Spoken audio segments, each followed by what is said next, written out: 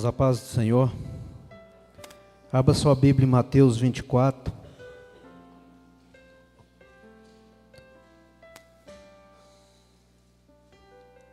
Quero dizer aos irmãos que tem uns 20 dias que eu estou preocupado, mas preocupado mesmo.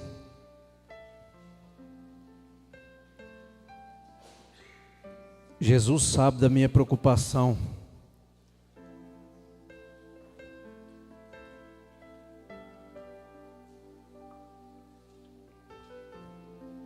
Mateus 24, versículo 15, todos encontraram? Diz assim a palavra do Senhor: Então, quando vires a abominação da devastadoras predita pelo profeta Daniel, que está no lugar sagrado, que o leitor entenda a alusão. Será o tempo para quem estiver em Jerusalém fugir para os montes, quem estiver na Judéia. Se algum estiver no telhado, não deve descer para juntar os pertences da casa. E se alguém estiver no campo, não volte para pegar as coisas. Que tempo terrível será para as grávidas e as lactantes, ou seja, as que amamentaram naquele dia. Ora, para que a fuga não vos aconteça no inverno, e nem no dia de sábado, porque haverá dificuldades enormes, como nunca houve desde o princípio do mundo até agora, e nunca mais acontecerá algo parecido como isso. De fato, se a duração desse período não tiver sido limitada, ninguém sobreviveria, mas somente até aí. Feche os seus olhos. Senhor Jesus, muito obrigado, Pai, pela leitura da palavra do Senhor. Senhor Jesus, o Senhor sabe o quanto eu fiquei preocupado, Jesus, e chegou o momento. Eu peço, Senhor, me ajuda, Jesus. Me ajuda, Jesus. O Senhor sabe, meu Deus, da minha capacidade. Ela é mínima, Pai. Mas se o Senhor me ajudar, Jesus, vai ser bom, Jesus. Vai ser edificante, vai ser maravilhoso. Toma minha mente, Senhor. Toma minha boca, Jesus, e fala ao coração dos teus filhos. Seja repreendido, Senhor Jesus, todo tipo de demônio, toda crasta, Pai, toda potestade, tudo que não provém do Senhor Jesus, seja repreendido, e que só a hierarquia santa do Senhor, que os anjos do Senhor estejam nos guardando, nos abençoando nessa noite, nos protegendo, nos livrando. Senhor Espírito Santo, eu convido o Senhor, nos ajuda, Senhor Espírito Santo, vem sobre nós. Toca, Senhor Espírito Santo. Um toque do Senhor é cura. Um toque do Senhor é renovo. Senhor Espírito Santo, vem sobre nós, nos abençoa nessa noite. O Senhor é o nosso convidado de honra. Seja bem-vindo. Amém. Irmãos, o assunto mais sério sobrou para mim. Mais sério sobrou para mim. Não é desmerecendo quem já pregou e ainda quem vai pregar. Mas o mais sério, você pode ter certeza que sobrou foi para mim. Diante de Deus, diante de Jesus Cristo, diante do Espírito Santo, eu dei vontade de largar. Falei, pastor, eu prego o Senhor. Primeiro que eu não tenho muita bagagem. E depois o assunto é sério. E sempre existe aqueles que não gostam de ouvir a verdade. Sempre existe, sempre vai existir. E quando depara com as coisas fortes dessa, sempre sobra para o pregador. É comum. Pode observar isso. Tem gente que só gosta de ouvir coisa boa. E às vezes há momento que Deus manda o pregador pregar uma coisa boa, né? Uma palavra de avivamento, de encorajamento. Mas também, irmãos, há momento, como se diz, que ele traz uma exortação para a igreja, né? Há momento que traz. E esse tema aqui é o tema da tribulação, né? O que é tribulação? Tribulação é sofrimento. Na Torá não existe essa frase tribulação, ela é contínua a leitura. Mas o tradutor colocou grande tribulação. Isso foi por conta dele. Ele tentou fazer uma divisão. Mas na Torá não existe. É contínuo. E ele diz grande tribulação. Então na realidade ele está dizendo grande sofrimento. Ele tentou nos ajudar, nos facilitar com alguma coisa, né? Mas uma coisa que Deus pôs no meu coração, que eu lutei e fiquei preocupado, mas muito preocupado, muito, mas muito mesmo, o porquê da tribulação, ou o porquê do sofrimento. Somente isso que Deus me levou, mais nada. Porque primeiro que não há novidade para falar para você. Se tribulação é sofrimento, mas o quê? O que eu vou falar? Mas então o que Deus me levou, o porquê da tribulação, ou seja, o porquê do sofrimento. E Deus me levou lá em Gênesis, bem no comecinho. Uma coisa interessante, eu tenho um livro do historiador Flávio Joséfo, e Joséfo diz que Adão é moreno, devido à terra que ele foi feito, ele era moreno. E aí eu pensando comigo, então com certeza a Eva também era morena, concorda comigo? Porque ela foi tirada, né? Eu creio dessa forma, que Eva também era morena. E eu comecei a dar uma analisada nas coisas que aconteceu na vida de Adão e Eva. Não é novidade para você, mas eu gostaria, como se diz, de fazer um recapitulamento do que aconteceu lá atrás com Adão e Eva. Eu imagino quando o nosso Senhor fez Adão numa alegria, e o Senhor agora cria os animais, Adão é que deu o nome para os animais. Você já parou e pensou nessa situação bonita? Eu imagino Adão vendo os animais ali se acasalar. Quem sabe na mente de Adão ele pensava, para que isso?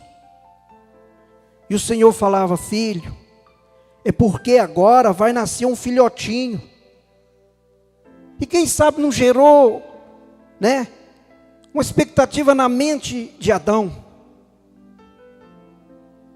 Ele diz, eu também vou fazer isso com você, Adão. Vou fazer o mesmo. Adão dormiu, tira a costela, faz Eva. E agora começa então a família.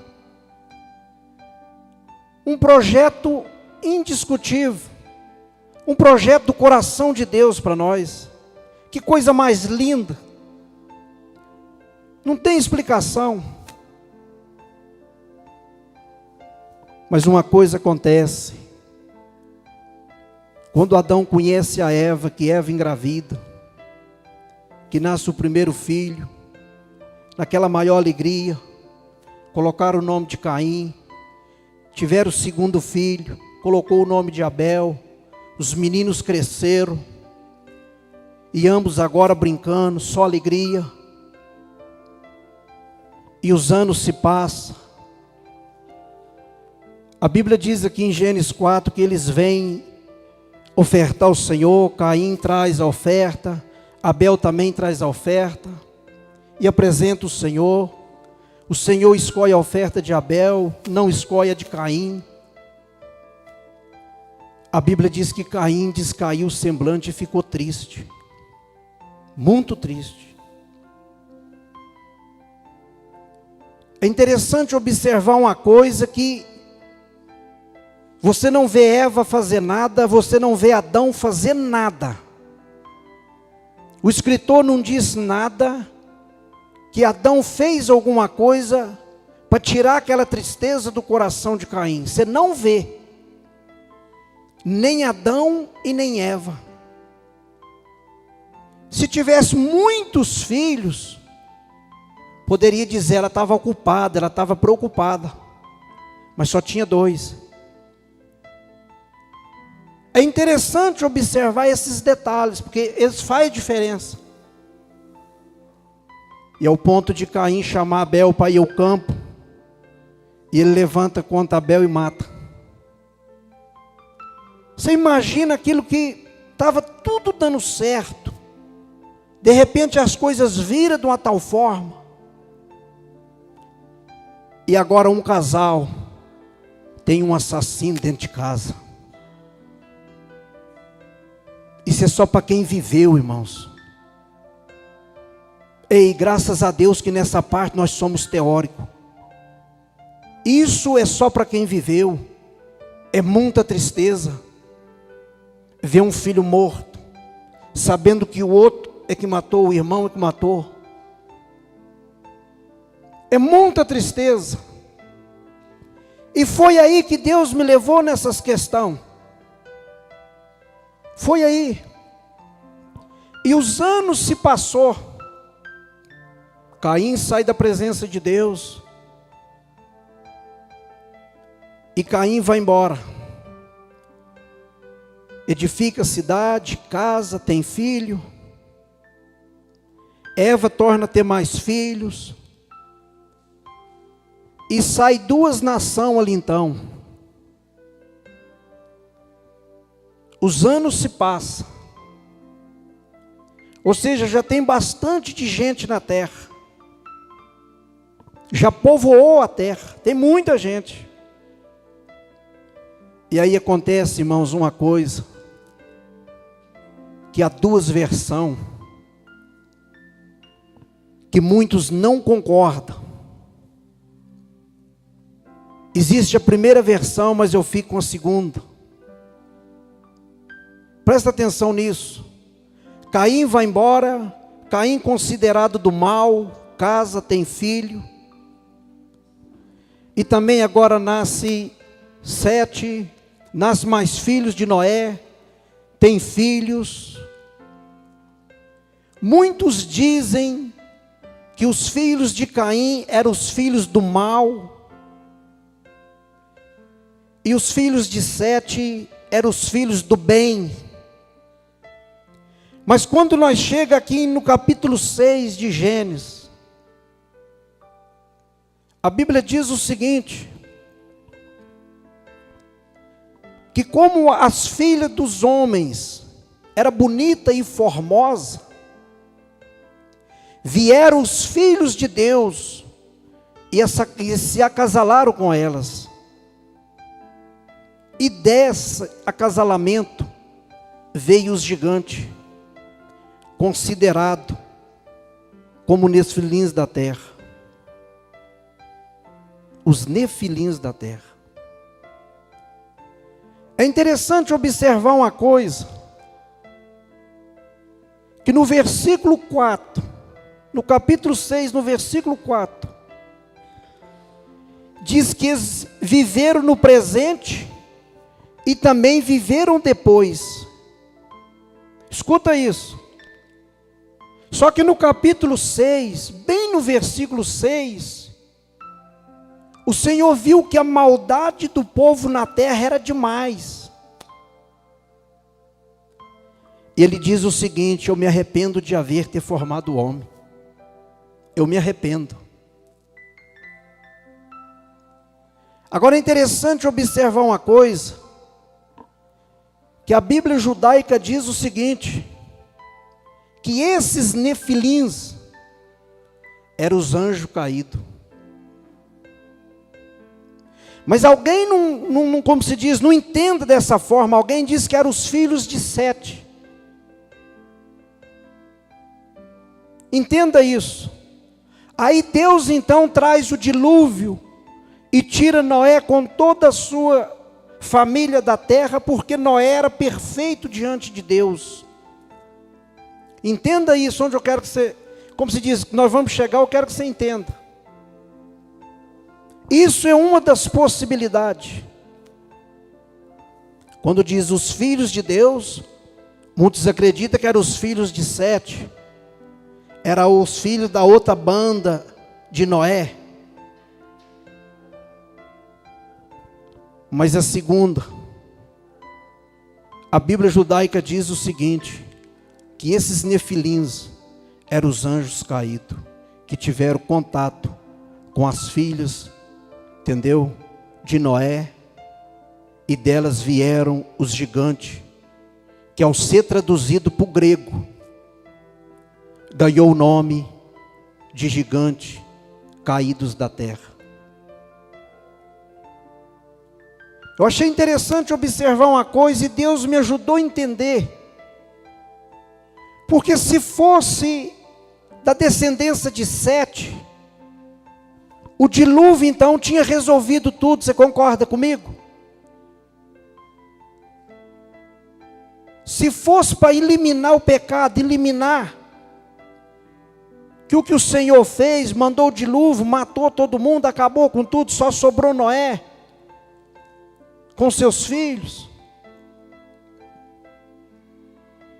Aí você vai ver que depois dali, olha os gigantes aparecendo de novo. Olha os filisteus. E é interessante observar uma coisa, isso é muito sério, que quem escreveu isso foi Moisés. Mas bem aqui em Gênesis 6, no versículo 4, Moisés chega a dizer que eles viveu antes e viveu depois.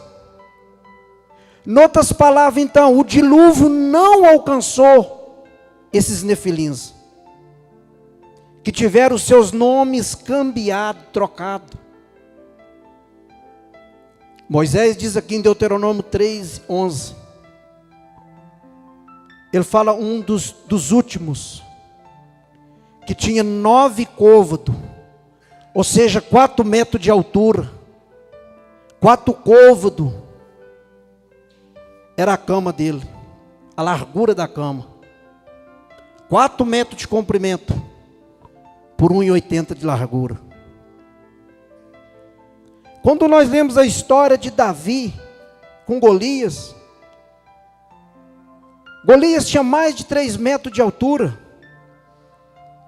E sempre frisa bem uma coisa, Golias, mas a maioria deles tinha muito mais de 3 metros de altura. Não era só Golias não. A maioria. Em outras palavras, então não adiantou nada o dilúvio. Olha o povo lá de novo. E por que houve tanta matança de gente na face da terra? Para ver se acabava e exterminava com tudo. E o povo povoou a terra. É interessante, filho, é rápido. Mas Judas, no versículo 6, faz menção disso. Que aos anjos caídos, que não se originaram, entendeu? O Senhor o prendeu e encerrou com cadeia.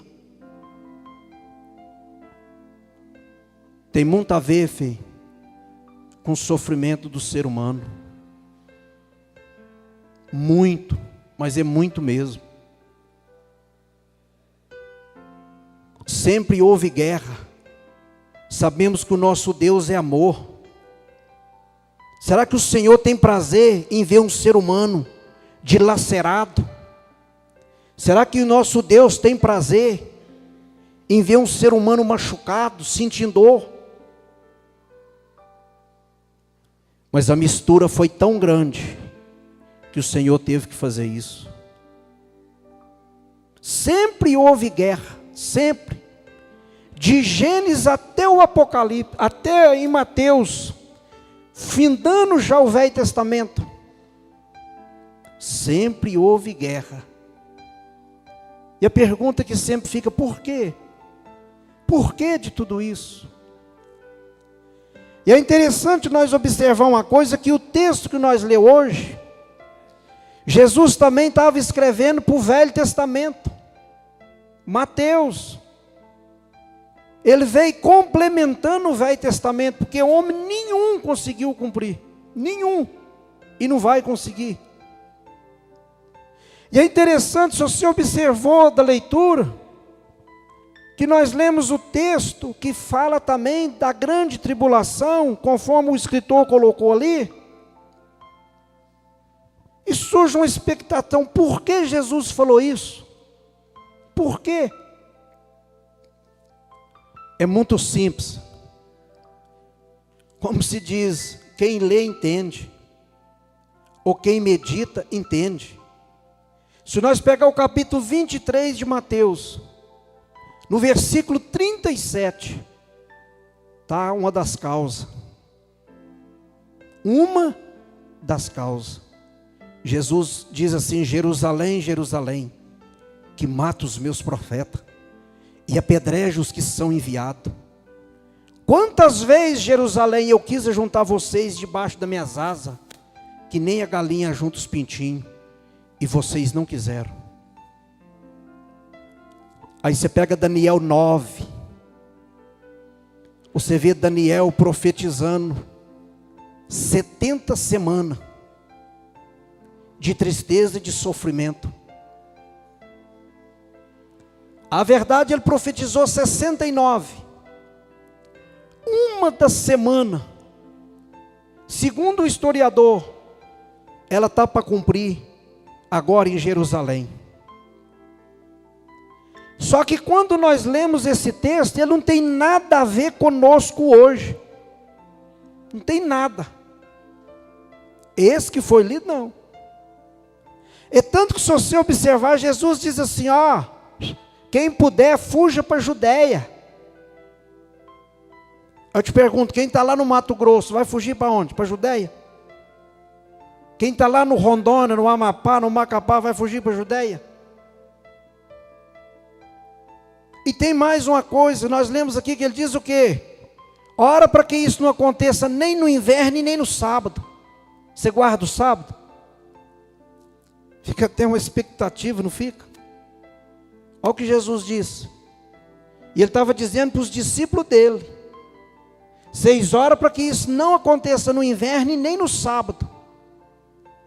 Porque o judeu no sábado caminhava o máximo 3 quilômetros. E no inverno todo mundo, como se diz, agasalhado, quieto.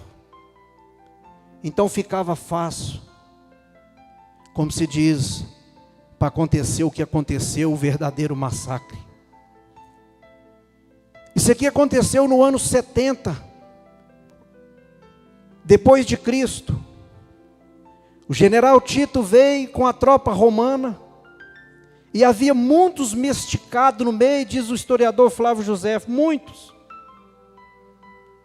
Mas era tão endemoniado, que eles veio para acabar com a raça judeu.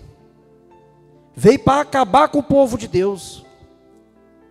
Invadiram Jerusalém e fechou ela de trincheira. Flávio José diz que Tito colocou 13 torres altas para ter controle e visão de uma na outra, para ver se não escapava ninguém. Ele diz que tamanho foi o sofrimento desse povo nessa época. Tamanho. Aí nós lemos aí, ai das grávidas, ai das que amamentaram naquele dia. O historiador Flávio José diz que muitas crianças morreram nos braços da mãe. A mãe não tinha mais leite para dar. Tinha mãe que pegava o peito, tirava a última gota de leite. Não tinha o que comer, morria. E o soldado matando. Houve um lamaçal de sangue. Tudo isso, sabe por quê? Porque não aceitaram Jesus. Não aceitaram como Messias.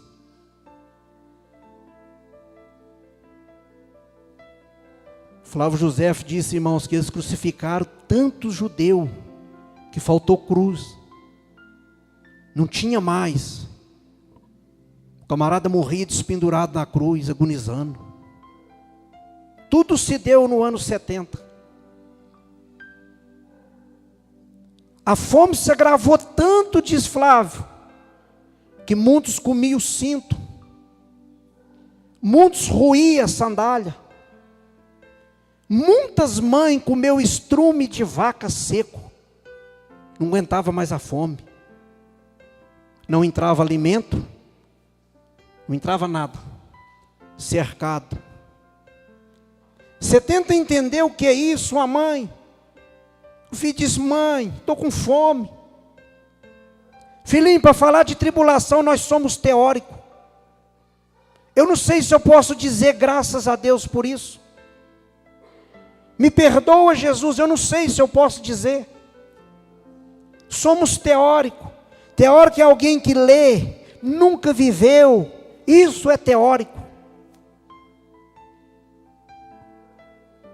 Nós sabemos muito bem, filho, que quando um filho de Deus confronta Satanás, Satanás se levanta contra ele. Você pode ter certeza absoluta. E se está tudo certinho na sua vida, você pode ter certeza que tem uma coisa errada. Certeza disso. Irmão, você está profetizando desgraça sobre mim. Não tem nada de desgraça. Me mostra um pecado em Jesus. Me mostra uma falha de Jesus. E quantos problemas ele enfrentou. Chamaram até de endemoniado. Chamou até de príncipe dos deuses Bebu. Ah, mas ele cutucava as trevas de acordo. Precisa ir longe não. Se nós for passar um pente fino, até aqui dentro, nós arrumamos alguma intrigazinha. Arruma. É normal, arruma.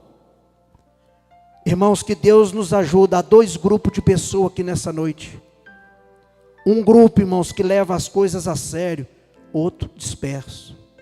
Que Jesus tenha misericórdia de todos nós, filho. Que nós se funde num só grupo. Entendeu? O grupo do arrebatamento, o grupo que vai ser arrebatado por ele. Joséfo diz, filho, que corria como uma enxurrada de sangue, de gente morta nessa época. Que tristeza, cheirava mal a cidade.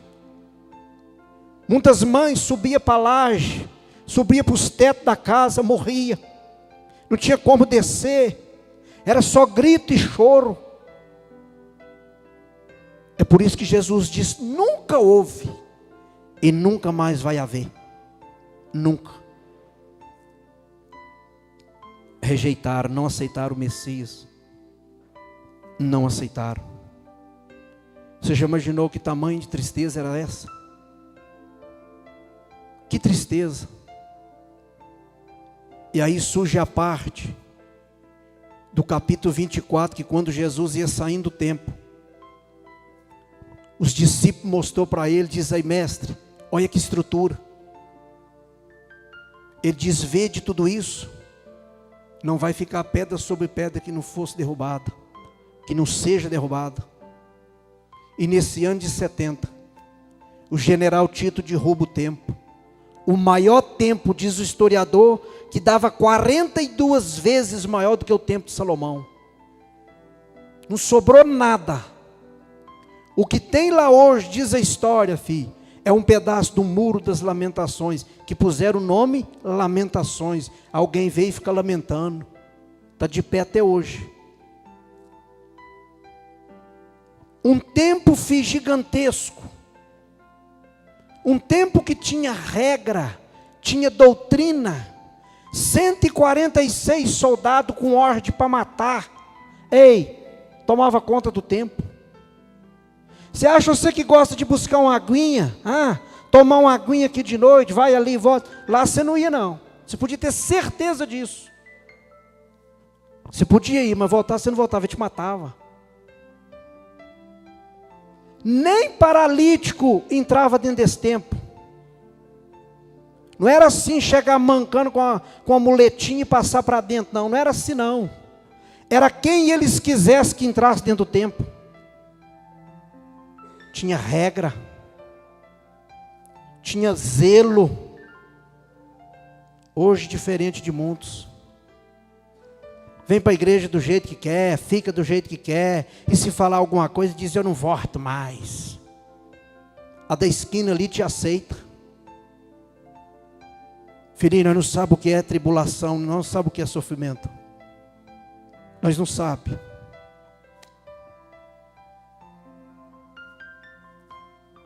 Flávio José diz que os soldados chegaram no templo. José diz que Tito tentou impedir o soldado de derrubar o templo e queimar o templo. Mas nem a Tito, o comandante deles, aceitaram.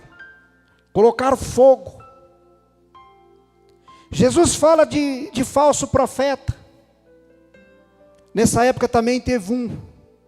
Flávio diz que aconselharam, porque tinha uma área alta de uma galeria, que coube 6.400 judeus. E quando eles encurralam ali, como que um esconderijo, eles veio e colocaram fogo. Ou seja, só no montinho morreu 6.400 judeus. A soma do massacre foi 1.100.000 judeus mortos. Você sabe lá o que é isso?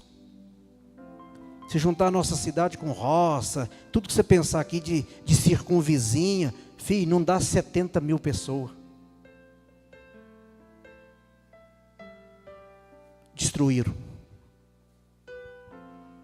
E hoje, filho, tocou para nós falar disso. Tribulação. Surge uma pergunta: qual é a nossa tribulação? Qual é a nossa? Qual é? Daniel 9 diz o seguinte, filho: que uma das semanas se dará, porque aquela conta ali não conta semana de 7 dias, conta semana de 7 anos, que é o todo dá 490 anos. Surge até uma pergunta, porque se você for lendo direto o texto, você vai ver que Jesus vai vir buscar a sua igreja. Mas surge uma pergunta: será que a igreja vai passar, vai enfrentar a tribulação ou não? Se você for ler o capítulo 9, Daniel 9, você vai ver que resta uma semana para cumprir. E essa semana foi guardada para nós.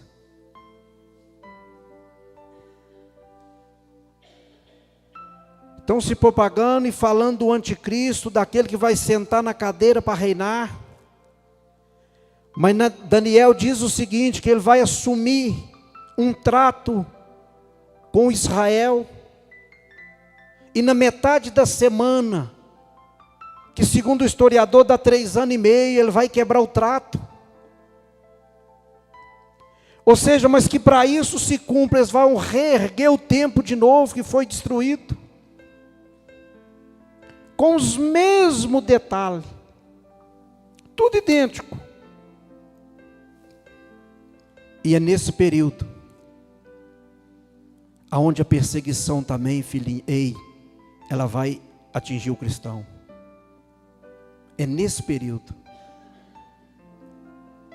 O irmão pregou sobre o número 66. Esse número 66, filhinho, ele já está dentro da tribulação. Aqui em Belo Horizonte já tem um mineiro que colocou o chip. Ou seja, estão tudo armado. Mas o mais forte é o dia, filho, que o anticristo assumir um contrato de paz com Israel. Porque a realidade, os judeus esperam o Messias vir até no dia de hoje. Eles vão perceber que aquele homem que está lá agora, pedindo para adorar a sua estátua, que aquele homem não é o Messias. E quando eles veem que foi enganado, aí sim, filho, a perseguição se agravará. Filho, nós temos que estar preparados? Temos. Como temos? Essa matança, essa destruição, tudo aconteceu, sabe por quê? Porque rejeitou Jesus. Será que as coisas poderiam ter sido diferentes se alguém tomasse uma atitude diferente? Isso é com certeza. Toda vez que nós distanciamos de Deus, irmãos, o preço é caro. Eu já paguei preço muito caro. Que o Senhor Jesus me ajuda a ficar firme com Ele. Que o Senhor Jesus tenha misericórdia de nós. Jerusalém, Jerusalém, que mata os meus profetas e apedreja os que são enviados. Jerusalém não sabia do que estava por vir. Hoje, filho, nós pegamos isso como num fundo de pano. Podemos, filhinho, tirar uma lição. Se diz, filho, que aquele que aprende com os seus erros, ele é inteligente. Mas o que aprende com os erros dos outros, ele é sábio. Filhinho, vamos aprender com Jerusalém. Vamos ficar firme com Jesus. Vamos dar valor nas coisas de Jesus. Vamos ser cristão ao extremo. Vamos deixar de disse-me-diz. Vamos deixar disso. Vamos deixar. Porque Malaquias 3,18, o Senhor diz assim, ó: e vereis outra vez a diferença entre quem serve a Deus e quem não serve.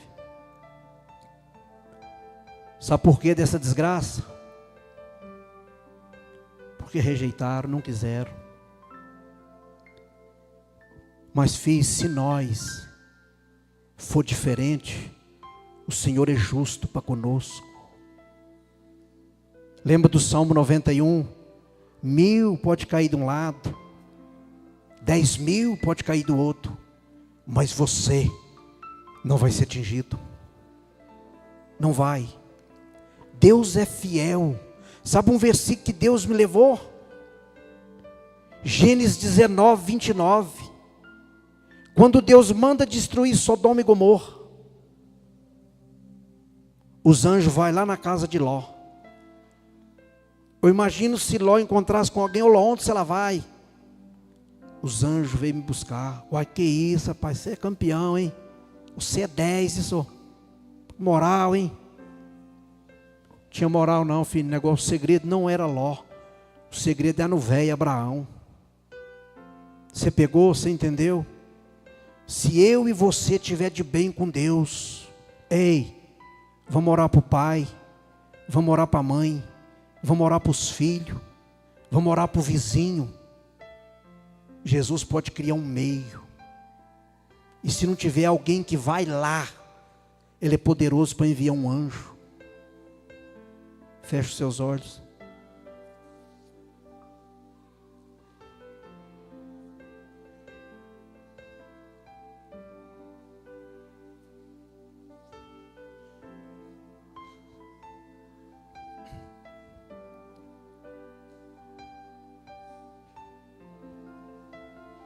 A pergunta é: o que você pode fazer para melhorar?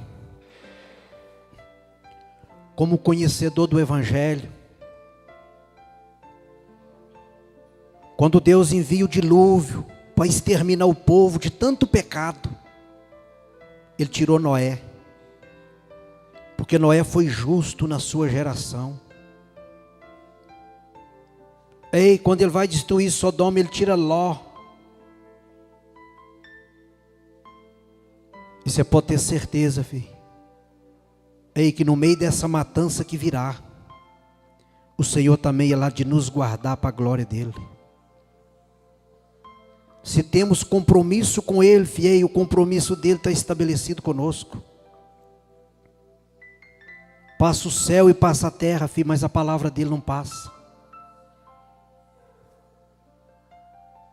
Vamos aprender, filho, com Jerusalém. Jerusalém rejeitou, filho. Às vezes uma palavra dessa hoje não é tão agradável aos nossos ouvidos. Apocalipse 3, versículo 19, o próprio Senhor Jesus diz: eu repreendo e eu castigo a todo quanto os amo, portanto, sê zeloso, arrepende. Como está a sua vida diante de Deus? Se parte dessa tribulação te alcançar, como tu procederá nela? Filhinhos, somos teóricos em falar de tribulação. Que o Senhor Jesus nos dê força, nos ajuda. Quantos estão morrendo por amor a Cristo? Sendo torturado e massacrado por amor a Cristo. E às vezes achamos difícil ir na igreja. Achamos difícil fazer alguma coisa. Entenda que é hora, filho, de nós se firmar como Deus, com Deus como nunca. Eu gostaria que você fosse sincero nesse momento e fizesse uma oração a Jesus. Pede Ele. Se você se sinta fraco, se alguma coisa tem te afligido, pede Ele para te dar força, filho, te ajudar a vencer. Ele é poderoso. Ei, Ele é poderoso para nos ajudar. A mão dele é forte, Ele nos sustenta. Clama a Ele nesse momento: Senhor Jesus, eu oro pedindo, Senhor Jesus, nos dê força, meu Deus. Dê força a essa mãe. Dê força a esse pai, Senhor. Dê força a essa irmã, meu Deus, esse irmão que talvez se encontra fraco, meu Deus, ou que se sinta fraco, meu Pai. Senhor, libera, meu Deus, uma porção do poder do Senhor sobre nós, sobre essas vidas, Pai. Oh, Senhor Jesus, nós não sabemos o que é tomar um tapa na cara por amor ao Senhor, Jesus. Jesus, nós não sabemos, Jesus, o que é isso. Jesus, e se necessário for, Jesus, passar por isso, nos dê força, Pai. Jesus, nos ajuda, meu Deus, se destacar como filho e filha do Senhor, Jesus. Senhor Jesus, eu peço ao Senhor, nos dê força, Jesus. Quantas pessoas se encontram fracas lá fora, Jesus, já afastado dos caminhos do Senhor. Por favor, Senhor Jesus, crie um meio. O Senhor é um Deus de milagre. Crie um milagre, vai de encontro a essas pessoas, Senhor Jesus. Quantas pessoas, Jesus, nas drogas, Jesus, na prostituição, Jesus. Jesus, o Senhor matou tanta gente para preservar o nome do Senhor, para preservar a santidade do Senhor. Jesus, nos dá força, Jesus. Nós somos o teu povo, nós somos os teus filhos. O Senhor disse que uma mãe pode esquecer do filho que amamenta, mas o Senhor jamais esquecerá, Jesus. Olha para esse que se encontra fraco, Jesus, que precisa de uma força. Eu preciso, Jesus. Me dá uma dosagem de ânimo. Abra meus ouvidos espiritual, Pai. Abra os meus olhos espiritual. Ajuda-nos a enxergar, Jesus, além do físico. Ajuda-nos, Senhor. Senhor, nos dá força. É o que eu te peço. Amém. E amém. Deus abençoe vocês.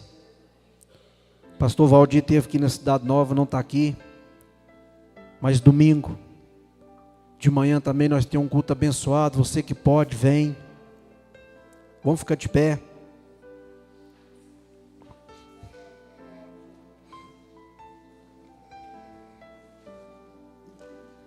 Erga sua mão. Que a graça e a comunhão do Espírito Santo seja com todos. Vão em paz. E que o Senhor Jesus te dê força. Que o Senhor Jesus te abençoa. Que o Senhor Jesus te assegura nas mãos poderosas dEle. E que todos digam amém. Deus abençoe, viu?